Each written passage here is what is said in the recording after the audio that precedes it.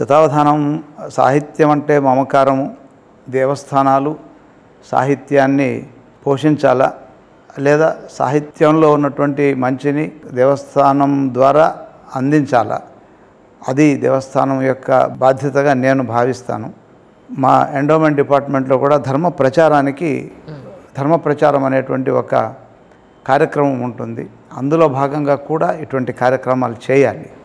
So వీటన్నిటిని దృష్టిలో పెట్టుకొని మనం ఏ కార్యక్రమాలు చేయగలుగుతామన్న ఆలోచన చేస్తూ వివిధ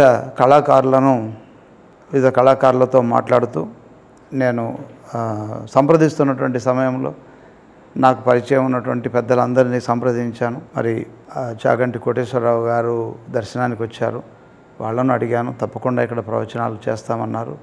అలాగే సామవేదం షణ్ముఖ శర్మ గారిని నేను ఇక్కడ ఉన్నాను అని చెప్తే ఆయన అప్పుడు బహుశా విదేశాల్లో ఉన్నారు.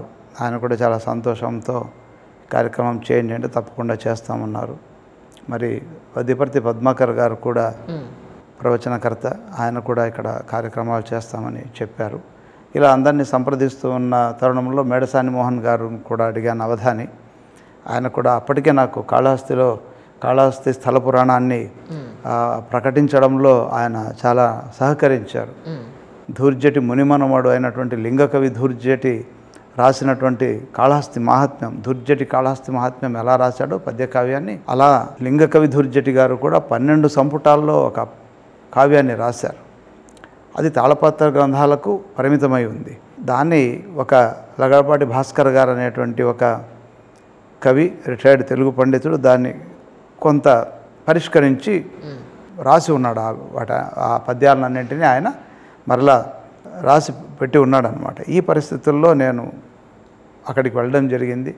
అది ఆగిపోకుండా దాన్ని కాస్త ముందుకు తీసుకెళ్లే ప్రయత్నంలో మేడసాని మోహన్ గారి యొక్క సహాయాన్ని తీసుకున్నాను. ఆయన కూడా దాన్ని చాలా కష్టపడి దాన్నంతా పరిష్కరించి, దోషాలు రాయసగాళ్ళు రాసినప్పుడు కొన్ని దోషాలు వస్తాయి తాళపత్ర గ్రంథాల్లో, వాటిని సవరించి 9 ఆశ్వాసాలు మాత్రమే లభ్యమైంది. సరే, దాన్నే ఇప్పటికి ప్రచురణకు నోచుకుంది. అది త్వరలో ఆ పుస్తకం ఆవిష్కరణ కూడా జరుగుతుంది. సో ఈ సందర్భంలో పరిచయమైనటువంటి, అంతకుముందే పరిచయం అవధానులు నాకు, ఆయన అవధానాన్ని చూసి ఉన్నాను. సంప్రదిస్తే మరి ఆయన కూడా వచ్చి ఒకరోజు కార్యక్రమం ఇక్కడ చేసి వెళ్ళారు, మేడసాని మోహన్ గారు. ఆ సందర్భంలో బ్రహ్మశ్రీ నాగపణి శర్మ గారిని కూడా, మాడగుల నాగపణి శర్మ గారిని కూడా ఒకరోజు సంప్రదించి మీరు ఒక అష్టావధానం చేస్తే బాగుంటుంది అన్నాను. నాకు తెలుసు ఆయన సహస్రావధాని అని, గొప్ప పండితుడని, మహాధారణ శక్తి కలిగినటువంటి సరస్వతి పుత్రుడని నాకు ఆ విషయాలు తెలుసు. అయినా ఎందుకు అడిగాను, అష్టావధానం చేస్తారా అని. ఆయన కనీసం ఒక శతావధానమైన చేద్దాంలే, చాలా కాలం అయింది, విజయవాడలో సాహితీ కార్యక్రమాలు లేవు, చేద్దామంటూ ఆయన వెంటనే సమ్మతించడం శక్తినిచ్చినట్టయింది. ఇది అమ్మవారు పలికిస్తున్నారని అనిపించి వెంటనే ఏర్పాట్లకు పూనుకున్నాము. కమిషనర్ గారు ఉత్తర్వులు వెంటనే ఇచ్చారు. అలాగే ప్రభుత్వం నుంచి కూడా అనుమతులు లభిస్తే కార్యక్రమానికి మేము శ్రీకారం చుట్టాం. మొట్టమొదటి రోజే ఈ సంప్రదిస్తున్నప్పుడే ఒకటి అనుకున్నాము, ఈ కార్యక్రమం అంతా అమ్మవారి కేంద్రంగా జరగాలి, అమ్మవారిని కీర్తిస్తూ, అమ్మవారి యొక్క మహిమలను వర్ణిస్తూ, అమ్మవారి గురించే ఉండాలి, అమ్మవారి చుట్టూ ప్రదక్షిణమే ఉండాలి, ఇది అమ్మవారికి చేసే అక్షరార్చనగా ఉండాలి ఇది అనే ఉద్దేశంతో మేము మాట్లాడుకోవడం జరిగింది. అందుకు నేను ఒక శ్రీ దుర్గా సౌందర్య లహరి శతావధానం అంటే బాగుంటుంది కదా అని అన్నాను. వెంటనే గురువుగారు సంతోషించి, సాధారణంగా ఎవరు సూచించినా నాకు నచ్చదు, లేదా వాటిని నేను తీసుకోను సాధారణంగా కానీ మీరు సూచిస్తున్నటువంటి పేరు చాలా బాగుంది, శ్రీ దుర్గా సౌందర్య లహరి మహాశతావధానం అని దీన్ని నామకరణం చేద్దాము అని నామకరణం కూడా అయిపోయింది. అది కూడా అమ్మవారు నాతో చెప్పించడం నాకు ఒక ఆశ్చర్యము, ఆనందము కలుగుతాయి. అలాగా ఈ కార్యక్రమం ప్రారంభమైంది. 150 మంది పైగా పృచ్ఛకులతోటి 5 రోజుల కార్యక్రమం ఫిబ్రవరి 26న ప్రారంభమై 1వ తారీఖు వరకు జరిగింది ఈ కార్యక్రమం.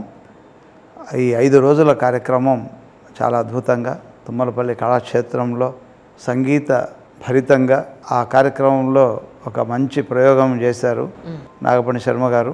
ఒక పృచ్ఛకులు, సంగీత విద్వాంసులు వాళ్ళు స్వరాలు ఇస్తే ఆ స్వరానికి పద్యాలు, ఛందోబద్ధమైన పద్యాలను ఇవ్వడం, ఆ పద్యాలు కూడా ఒక పాట రూపంలో ఇవ్వడం అనేటువంటిది ఒక సాయంత్రం పూట జరిగే కార్యక్రమం. ప్రతిరోజు చాలా పాటలు అందులో ఆయన స్వరయుక్తంగా గానం చేస్తుంటే సంగీత విద్వాంసులు ఆశ్చర్యపోయారు. అంతసేపు ఆ శృతిలో పాడడం మాకే కష్టం, మరి మీరు ఎలా పాడుతున్నారని అమ్మవారి అనుగ్రహం అంటూ ఆయన సెలవిచ్చారు. ఇలా సంగీత సాహిత్య సమ్మేళనమై ఆ శతావధానం ఎంతో రక్తి కట్టింది, ఎంతోమందికో అది భక్తిని ప్రబోధించింది. అమ్మవారి యొక్క గొప్పదనాన్ని ఇక్కడ అందరూ భక్తులే, అమ్మవారి భక్తులు, వాళ్ళందరికీ తెలియజేయడంలో చాలా గొప్పగా విజయవంతమైందని భావిస్తున్నాను. మరి ఎంతో కాలంగా అమ్మవారు ఎదురు చూసినట్టుగా ఉంటూ ఈ కార్యక్రమాన్ని అంత చక్కగా చేయించారని మాకు అనుభూతి కలిగింది. శృతి పార్వతి లయ పశుపతి అంటూ ఆయన ఒక అమ్మవారిని శృతిగాను లయ పరమేశ్వరుడిగాను భావించి చెప్పినటువంటి పాట త్వరలోనే అందరి ముందుకు వస్తుంది యూట్యూబ్లో. వాటన్ని రికార్డు కూడా చేస్తున్నాము. ఆ పద్యాలన్నింటినీ పుస్తక రూపంలో తీసుకొచ్చే ప్రయత్నం కూడా చేస్తున్నాము. ఎందుకంటే ఇది ఇంకొక పుస్తకం ఉంది, దాని గురించి అది ఇంకొక సీతారామయ్య శర్మ గారు రాసినటువంటిది, అది కూడా తెలియజేస్తాను. అలాంటి ఒక పుస్తక రూపంలో తీసుకొద్దామని అమ్మవారు ఒక మంచి ప్రయత్నం మా చేత చేయించారు. అలా అమ్మవారి సేవలో నేను సైతం అంటూ మాకు అవకాశం ఇవ్వడం ఓ గొప్ప క్రతువు, సాహితీ క్రతువు చాలా కాలం తర్వాత విజయవాడలో జరిగిందని సాహితీ మిత్రులు, స్థానికులు, అధికారులు, అనధికారులు అందరూ చెప్పడం ఎంతో సంతృప్తినిచ్చింది. ఈ కార్యక్రమం అలా 1వ తారీఖుతో సంపూర్ణమైంది. మా సిబ్బంది కూడా ఎన్నో విషయాలు తెలుసుకున్నారు దానివల్ల. అంటే ఒక సాహిత్యంలో ఇంత ఉందా, తర్వాత అమ్మవారి గురించినటువంటి ఇన్ని విశేషాలు ఉన్నాయా అంటూ సిబ్బందికి కూడా ఇది ఒక అవగాహన కార్యక్రమం కూడా ఇందులో జరిగింది.